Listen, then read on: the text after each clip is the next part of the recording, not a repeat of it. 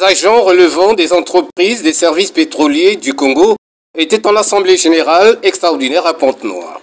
Question de faire passer au peigne fin les problèmes qui gangrènent le bon fonctionnement de ces entreprises qui pourtant jouent un rôle prépondérant dans la vie économique du Congo-Brazzaville.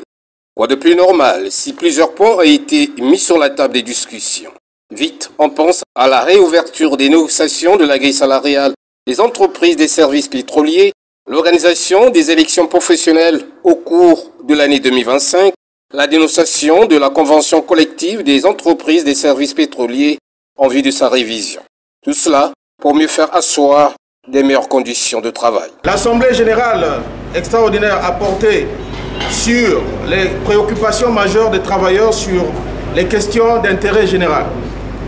Il s'agit de la réouverture des négociations de la grille salariale des entreprises de services pétroliers, l'organisation des élections professionnelles au cours de l'année 2025, la retenue par certaines entreprises de services pétroliers de 2,27% au profit de la CAMU. Enfin, la dénonciation de la convention collective des entreprises de services pétroliers en vue de sa révision. S'agissant du premier point, l'Assemblée générale extraordinaire exprime son regret quant à l'avortement des dernières négociations de la grille salariale, occasionnée par la confusion des rôles par une fédération désagrégée en sigle FESIMEPS.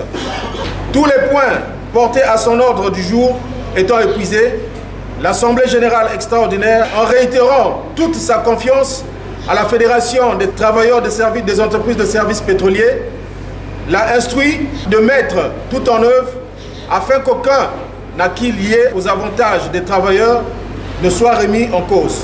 Ces préoccupations majeures d'intérêt général trouveront à coup sûr un écho favorable auprès du comité interdépartemental de la Confédération syndicale du Congo, la centrale des entreprises des services pétroliers. Cette assemblée générale avait pour but de faire un état des lieux des problèmes qui minent le secteur des services pétroliers.